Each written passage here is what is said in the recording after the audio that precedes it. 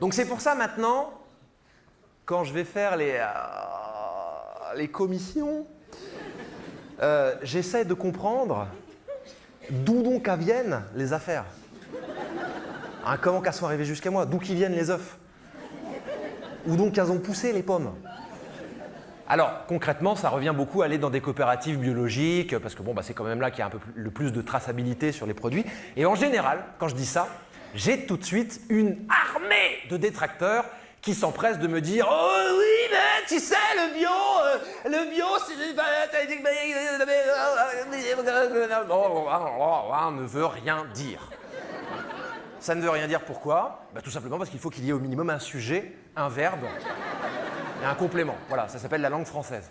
Après, je reconnais qu'il y a des avantages et des inconvénients. Il y a des avantages! Attendez, moi je le vois, hein, je mange bio, j'avale moins de gluten, moins de saloperies, je digère mieux, je me sens mieux, il n'y a pas photo. Après, bon, je reconnais que c'est cher. Je le vois, je deviens radin, moi. Maintenant, quand j'ai des potes qui passent à la maison, qu'il y en a un qui me dit « Ouais, je peux te prendre une pomme ?» Non.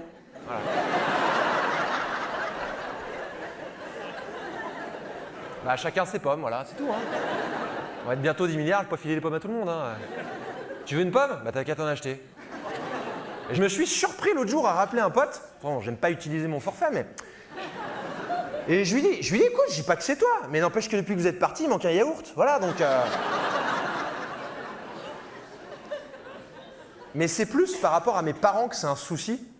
Parce que mes parents, eux, ils croient pas du tout à l'écologie. Hein. Mais alors là, pour eux, quand il y a une considération environnementale sur un truc, c'est une arnaque, c'est fait pour vendre plus cher, les bobos, enfin bon, je vous passe le discours.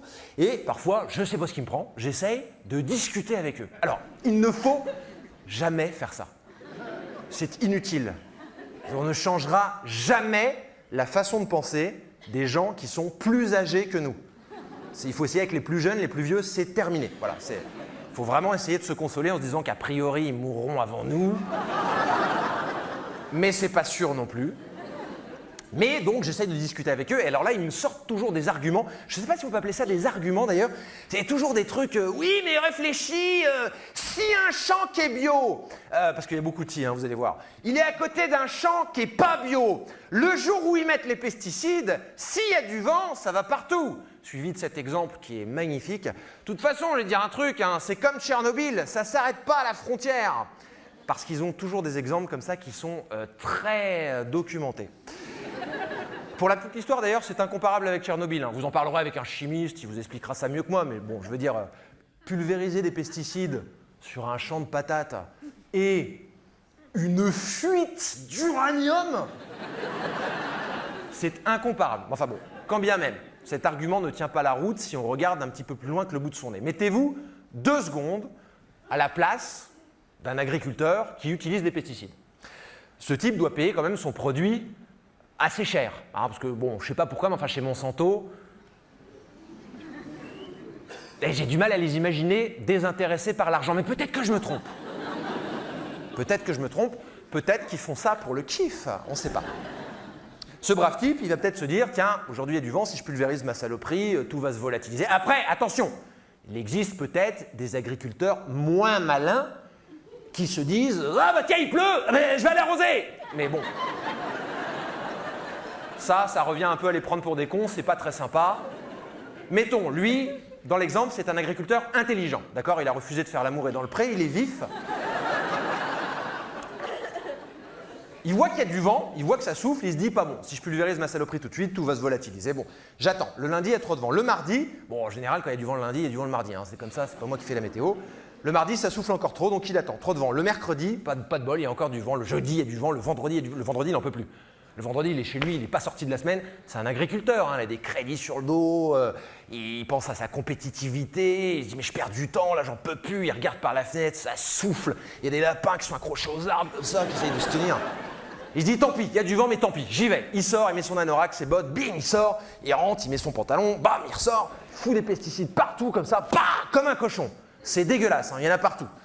Il arrive au bout de son champ. Bon déjà là on n'a pas de bol, il y a un mec qui a collé un champ bio juste à côté. Il n'y a même pas un grillage, pas un fossé, rien du tout. Que va-t-il se passer?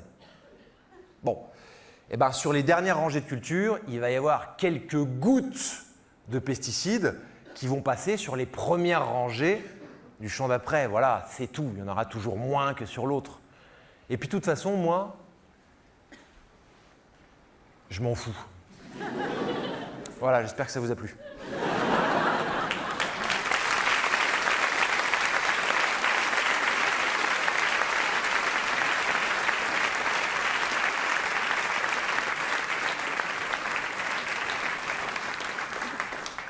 Je m'en fous parce que si je vais faire mes courses dans des coopératives biologiques, bon, bien sûr, c'est pour essayer d'avaler moins de saloperies.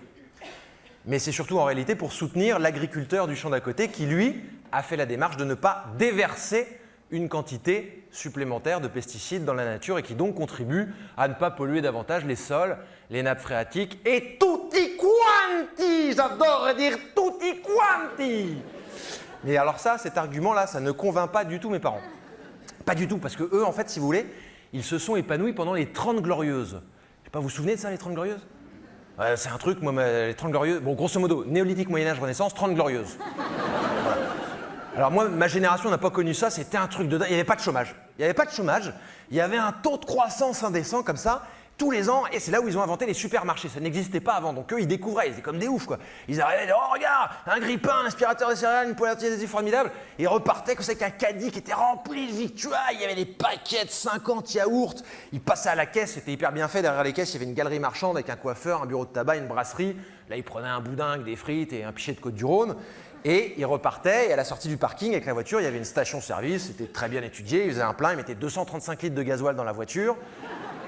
Et ils repartaient comme ça, réservoir plein, estomac plein, coffre plein. C'était une autre époque, il n'y avait pas de permis à points, pas de limitation de vitesse. Donc ils repartaient, ils avaient 3 grammes dans chaque bras. Pas de ceinture, 120 en ville, une clope dans la bagnole, les gamins derrière.